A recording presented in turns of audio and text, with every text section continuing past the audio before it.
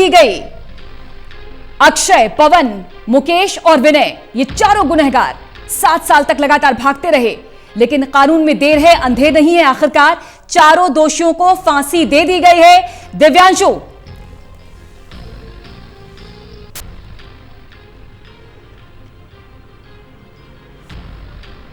बिल्कुल पूजा जी, बड़ी खबर यह है कि चारों दोषियों को फांसी दी जा चुकी है। जेल सुपरिटेंडेंट ने इशारा कर दिया है और फिलहाल चारों दोषी जो हैं वो फांसी के तख्ते पर झूल रहे हैं। आधे घंटे का इंतजार किया जाएगा। जब उनकी सांसें थम जाएंगी उसके बाद जो डॉक्टर है वो उनको मृत घोषित करेगा और उसके बाद आगे की प्रक्रिया की जाएगी। लेकिन बड़ी जानकारी पूजा जी यही है कि निर्भया के चारों दोषियों को फांसी दी जा चुकी है। लीवर खींच दिया गया है पवन जल्लाद की तरफ से और 5:32 का वक्त हो गया है। 2 मिनट हो गए हैं जो चारों दोषी फांसी के फंदे पर झूल रहे हैं। करीब 2 से ढाई मिनट का वक्त रहता है जब जो शरीर रहता है वो थम जाता है, उनकी सांसें थम जाती हैं, लेकिन आधे घंटे तक इंतजार किया जाता है। लेकिन बड़ी जानकारी यही है कि चारों दोषियों को फांसी दी जा चुकी है। निर्भया को इंसाफ मिल गया है। 7 साल 3 महीने का इंतजार करना पड़ा। 7 साल 3 महीने तक जो निर्भया के पेरेंट्स हैं वो दर दर के ठोकरे खाते रहे।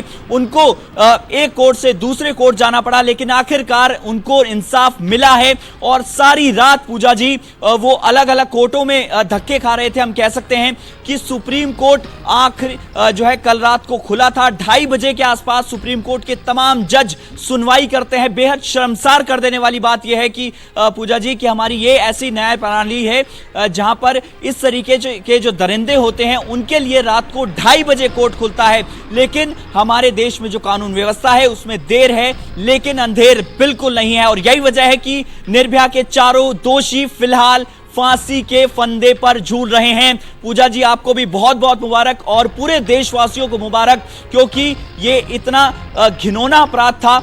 16 दिसंबर 2012 को जब ये अपराध हुआ था उसके बाद से ही पूरा देश एकजुट हुआ था निर्भया को इंसाफ दिलाने के लिए। लोगों ने लाठियां खाई थी, वाटर कैनन लोगों के ऊपर छोड़े गए थे और कहीं ना कहीं बड़ी संख्या में लोग प्रदर्शन के दौरान घायल हुए थे। और सभी का एक सुर में यही कहना था कि निर्भया के चारों दोषियों को फांसी होनी चाहिए। और यही वजह है कि 7 साल 3 महीने बाद चारों दोषियों को फांसी हो चुकी है।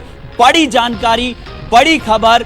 और 57 फांसियां आज तक पूरे देश में हुई हैं पूजा जी। 2015 में आखिर बार जब याकूब मेमन को फांसी दी गई थी उस वक्त भी सुप्रीम कोर्ट आधी रात को खुला था। और 2015 के बाद 5 साल बाद हम कह सकते हैं कि 2020 में जो निर्भया के दरिंदे हैं 4 दरिंदों को फांसी दी जा चुकी है पूजा जी।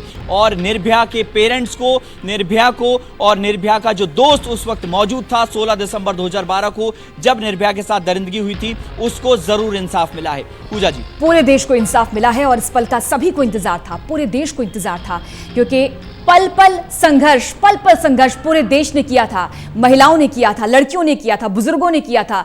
पूरा देश निर्भया के परिजनों के साथ था। पूजा राठौर शर्मा हमारी सहयोगी। पूजा, आप भी गवाह रही हैं उस मंजर की जब पूरा देश निर्भया के लिए सड़कों पर उतरा था और आज कह सकते हैं इंसाफ का सवेरा। बिल्कुल इंसाफ का सवेरा बिल्कुल कह सकते हैं पूजा। और आज का दिन निर्भया दिवस के दिन में आगे भी याद किया जाएगा।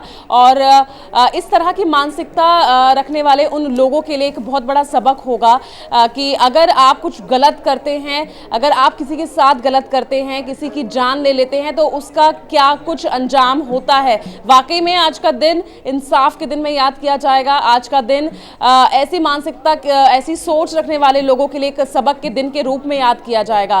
तो बहुत बड़ा दिन है और सबसे बड़ा दिन निर्भया के माता पिता के लिए है, उनके पूरे परिवार के लिए है, जो 7 साल 3 महीने लगातार कोर्ट के चक्कर काट रहे हैं, कचहरियों के चक्कर काट रहे हैं। और जिस तरह से जो चारों ही दोषियों के जो वकील थे, 4 बार डेथ वारंट जो है वो खारिज हो जाता है।